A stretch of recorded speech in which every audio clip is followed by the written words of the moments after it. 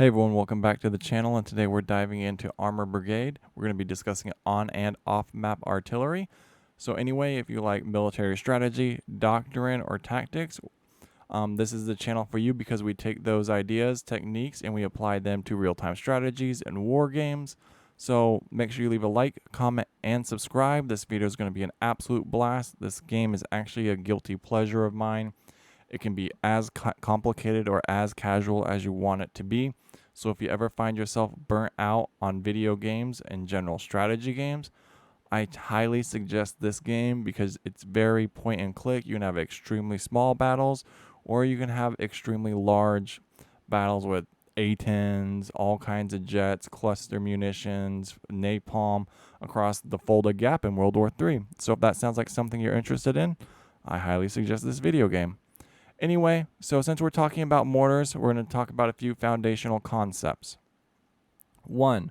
Mortars have three different types of damaging effects. They have direct, they have indirect, which means area and shrapnel damage, and they have a suppression effect. For direct, that means a unit was hit directly on top or hit directly by a mortar piece or mortar munition. That means it's going to cause catastrophic damage and do much more damage to that unit. Next, you have indirect fire. In the manual, it talks about the blast radius being 50 meters.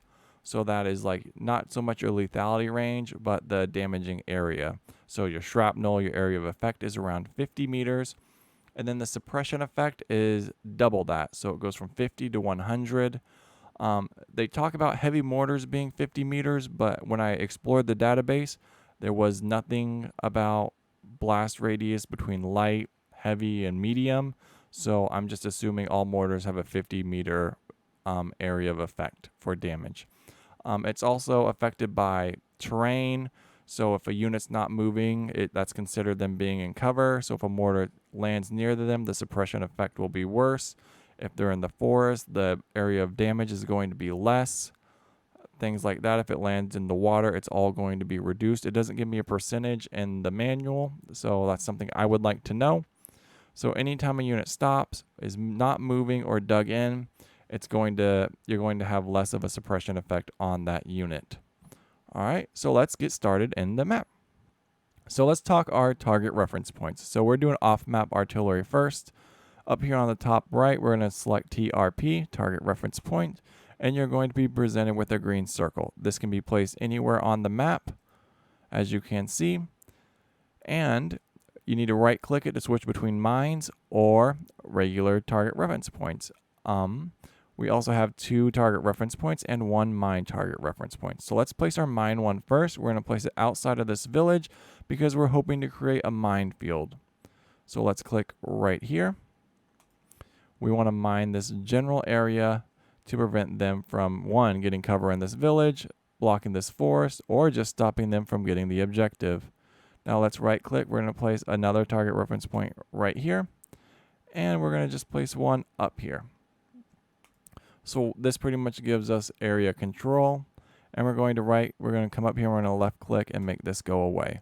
So as you can see, the mines are marked with an X and the regular artillery are marked with plus signs. You can remove them by if you have target reference points clicked, you can just left click it and make it go away, but we're going to put it right back.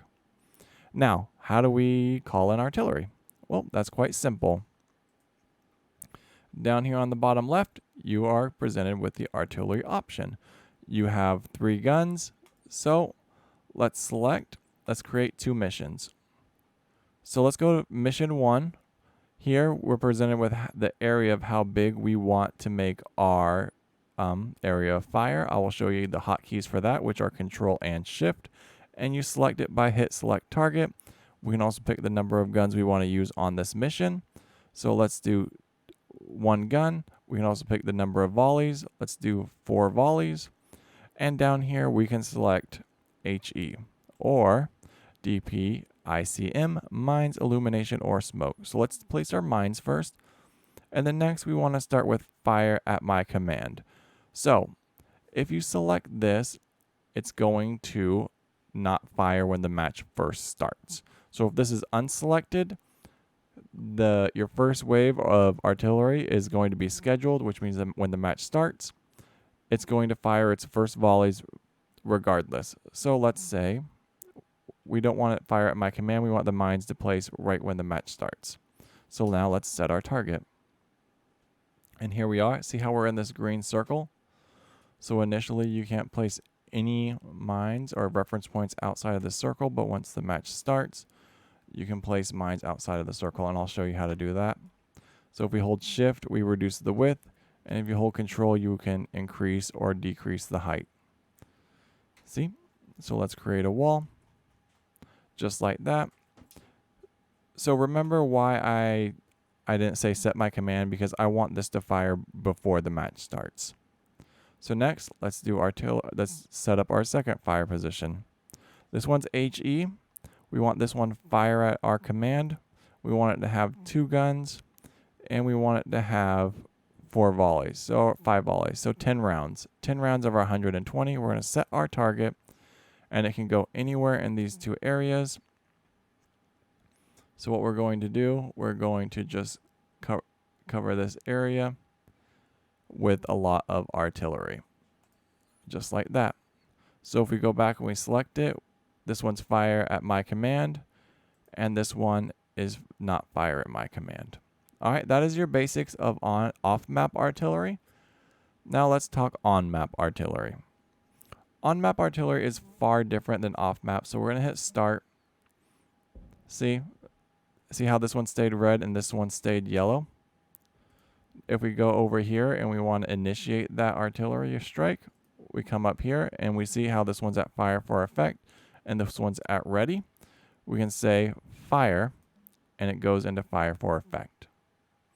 And now it turns red, and it's going to drop 10 rounds in this general vicinity. Right here soon, once this gun begins firing, it's going to place 4 minefields in this general area. Let's watch that real quick. All right, here come our mines, or here come our mortars. Right there, and oh, that's perfect, right on the road. That's really good for us. So let's pause real quick. Now, remember how I said you can create a fire mission regardless. That green circle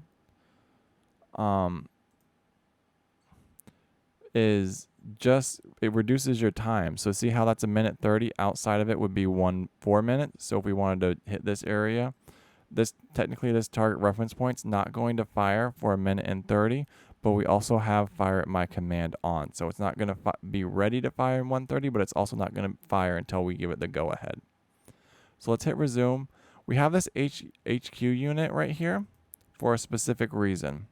So we're talking on map artillery now. This unit gives us greater line of sight. So let's pause real quick. Not line of sight, but faster time to mortar and better accuracy. So let's click off. You have radios, you have player units, and you have HQ units. The HQ units allow you for greater accuracy and faster time to fire, while the radio units are just able to spot for you. So any unit with a radio can spot for a mortar team.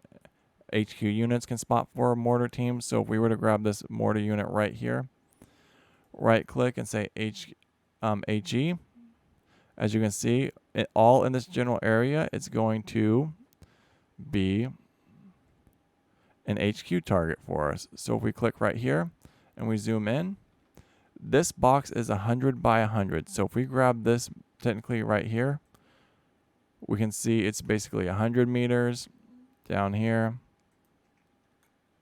by 100 meters. We can't get it exactly right, so it's 100 by 100 meter box. Remember how I said that the blast radius for heavy mortars in air quotes, is 50 meters, and the suppression effect is double that, so 100 meters. So if a mortar were to land right here, since this is an open field, it would suppress this whole box. Whereas if it lands right here, it'd be 50 meters of damage and essentially cover this whole box with suppression, right? So remember, now they're adjusting.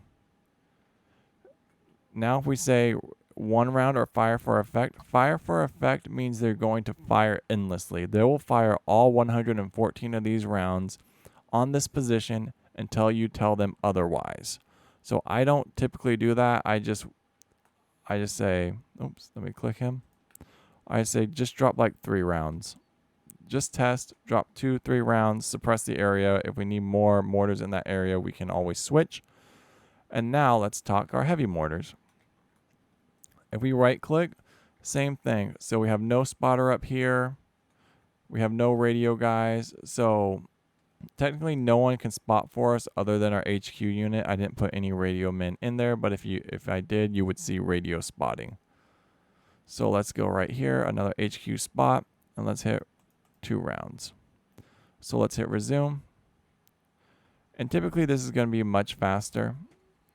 Our mortars are still coming in. And even if I remember correctly, if we go new mission, it's not going to let us because we already have a bunch of missions going.